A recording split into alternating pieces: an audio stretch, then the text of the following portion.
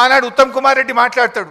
ఏమని మాట్లాడిందంటే, లేలే మేము ఆల్రెడీ 152 మీటర్లకు అగ్రిమెంట్ చేసినాం, నువ్వు ఎట్ట తగ్గించినవు అన్నాడు. ఆనాడు ఎయిర్పోర్ట్లో కేసీఆర్ గారు మాట్లాడారు, ఉత్తమ్ కుమార్ రెడ్డి నువ్వు 152 మీటర్లకు అగ్రిమెంట్ చేసుంటే ఇంకా గంట సేపు నేను ఇన్నే ఉంటా, నువ్వు రా, ఆ అగ్రిమెంట్ నాకు చూపి నేను ఇక్కడ నుంచి రాజ్ భవన్కు పోయి రాజీనామా చేస్తాను ఆ రోజు కేసీఆర్ గారు సవాల్ చేశారు. ఇది నేను నోటి మాట చెప్తలే, నా వీడియో కూడా మీరు చూడండి కావాలంటే. ఆనాడు కేసీఆర్ గారు బేగంపేట ఎయిర్పోర్ట్లో ఆనాటి ఉత్తమ్ కుమార్ రెడ్డి ఫేక్ మాటలకు, గోబల్స్ మాటలకు ఏ రకంగా సవాల్ విసిరినారో ఒక్కసారి చూద్దాం. ఈ రాష్ట్ర ప్రదేశ్ కాంగ్రెస్ కమిటీ అధ్యక్షుడు ఉత్తమ్ కుమార్ రెడ్డి, ఆయనతో పాటు శాసనసభలో ప్రతిపక్ష నాయకుడు జానారెడ్డి ఇద్దరు కలిసి ఏం మాట్లాడతారు?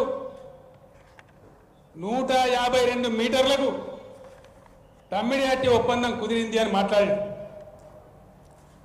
ఉత్తమ్ కుమార్ రెడ్డి, నీవు నిజంగా నిజాయితీ ఉన్నవాడవైతే నేను ఎట్లయినా బేగంపేట ఎయిర్పోర్ట్లో ఇంకో అర్ధగంట 40 నిమిషాలు ఉంటా,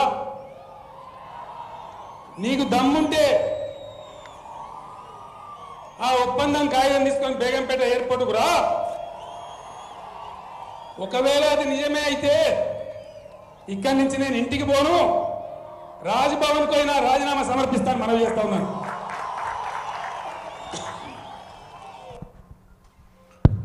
ఆ రోజు 152 మీటర్లకు అగ్రిమెంట్ ఉందని ఆనాటి పిసిసి అధ్యక్షుడు ఉత్తమ్ కుమార్ రెడ్డి మాట్లాడిండు. ఉన్నదా మరి అగ్రిమెంట్? ఈ రోజు వరకు, ఆ రోజు కేసీఆర్ గారు ఓపెన్ ఛాలెంజ్ చేసిండ్రు, ఇయ్యాలటి వరకు కూడా చేయలే.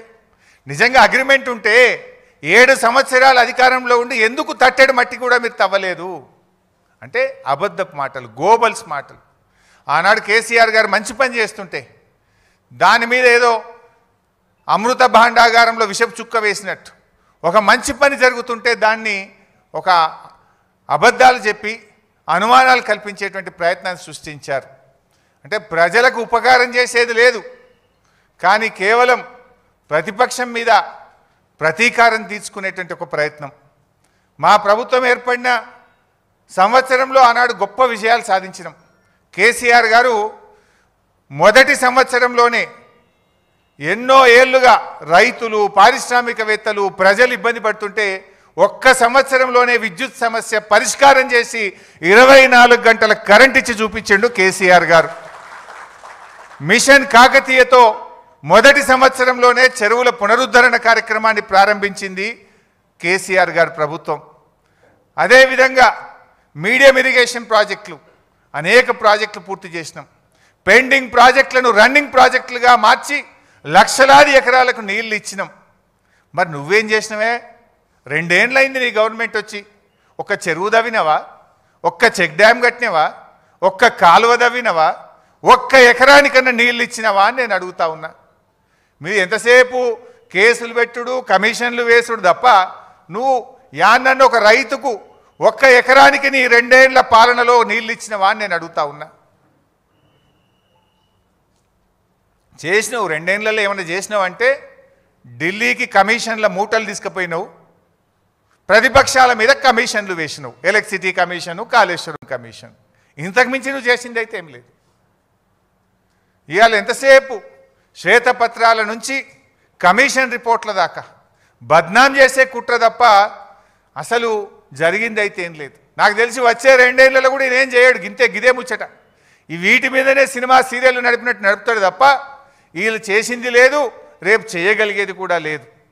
ఇవాళ ఒకటైతే మనకు స్పష్టంగా అర్థమవుతుంది, కాళేశ్వరంను పడావు పెట్టాలి, బంకచెర్లకు నీళ్లు జారగొట్టాలి, గింత కనబడుతుంది. ఎందుకంటే అది ఇమీడియట్గా రిపేర్ ఉన్నది. 2 పిల్లలు ఉంగిపోయినాయి.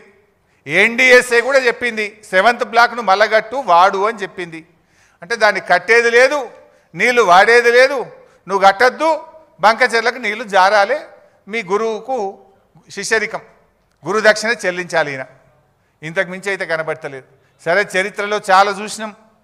ఆ రోజుల్లో బ్రిటిష్ కాలంలో సర్ ఆర్థర్ కాటన్ గారు ఆ రోజు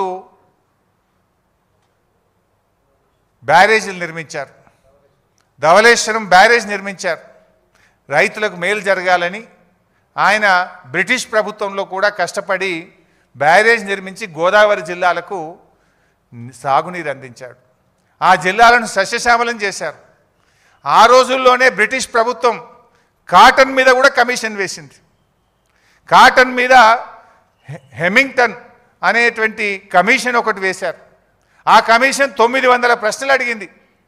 ఏది బ్యారేజీ కట్టి నీళ్ళు ఇచ్చినటువంటి కాటన్ గారిని 900 ప్రశ్నలు అడిగి చాలా కాలం వేధించింది.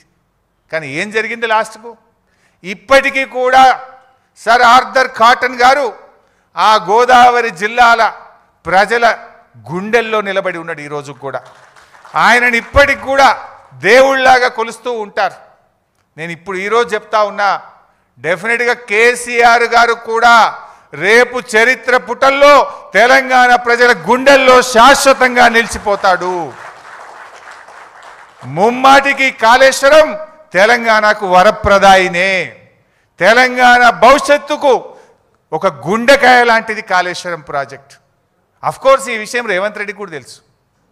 నేను జోక్ చేస్తలేను, సీరియస్గా అంటున్నా. ఎందుకు ఈ మాట అంటున్నా చెప్పాలనా? కాళేశ్వరం కూలిందనేది ఆయన్నే. మొన్న యాదాద్రి జిల్లాలో పోయి గంధమల్ల కొబ్బరికాయ కొట్టిండా లేదా? గంధమల్ల ఏంటిది? Continuation of Kaleshwaram. మరి కూలిందనేది నువ్వే, గంధమల్ల ప్రాజెక్ట్ కొబ్బరికాయ కొట్టేది నువ్వే. కూలిందనేది నువ్వే. మూసీకి నేను కాళేశ్వరం నీళ్లు మల్లన్న సాగర్ నుంచి తెస్తా అని 6,000 కోట్ల రూపాయలకు టెండర్లు ఫైనల్ చేసినావా లేదా? మరి కాళేశ్వరం కూలిందంటావు, కాళేశ్వరం నీళ్లు 6,000 కోట్ల రూపాయలతో తెచ్చి మూసీలో పోస్తా అని టెండర్లు ఎట్లా ఫైనల్ చేస్తావు బిడ్డ? అంటే నువ్వు అబద్ధాలు చెప్తున్నావు, గోబలు చెప్తున్నావు. సో ఎప్పటికైనా కేసీఆర్ చేసిన నిర్ణయం తన కోసం కాదు, 100 ఏళ్ల రాష్ట్ర భవిష్యత్తు కోసం ఆలోచించి కేసీఆర్ గారు మల్లన్న సాగర్